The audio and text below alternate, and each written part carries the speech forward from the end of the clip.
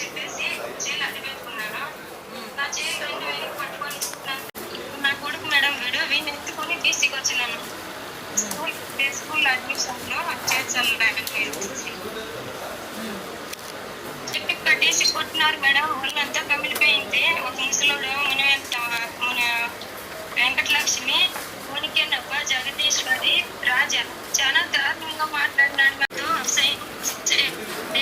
నా భార్యగా నా కష్టం అర్థం చేసుకోకపోతే భయపెట్టేవాడు ఇంట్లో ఉండేటప్పుడు. పిల్లల కోసం నేను బతకడం మాకేమో లేదు.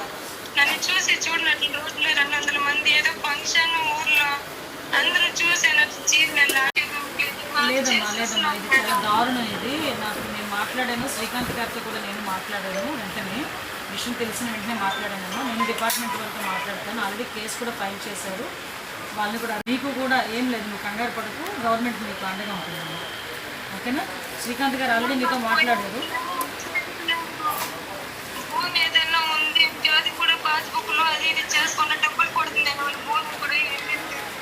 లేదమ్మా, ఒకసారి మన వాళ్ళు కూడా వస్తారు మీ దగ్గరికి. పెన్షన్ విషయంలో కూడా ఏదో ప్రాబ్లం వచ్చిందని చెప్పారంట కదా శ్రీకాంత్ గారితోనే.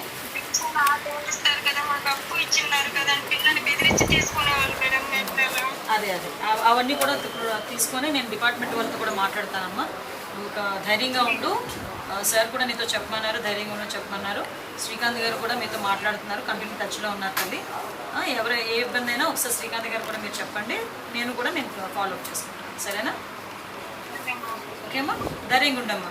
ఏది పిల్లోడాడి ఆయన అన్న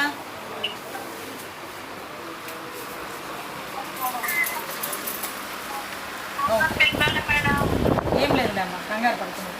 ఓకేనా?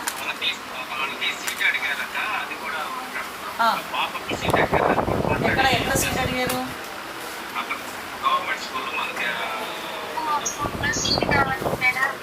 అలాగేనమ్మా, తప్పకుండా చేస్తానమ్మా, తప్పకుండా చేద్దామమ్మా.